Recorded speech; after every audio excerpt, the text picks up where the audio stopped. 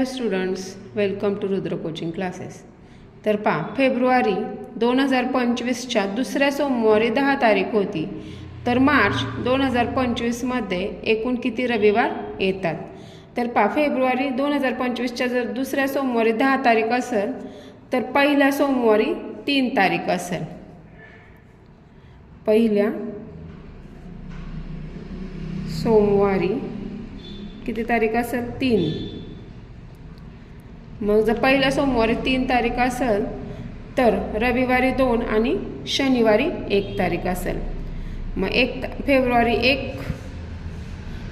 फेब्रुवारीला जर शनिवार असेल तर 1 मार्चला पण शनिवार असणार.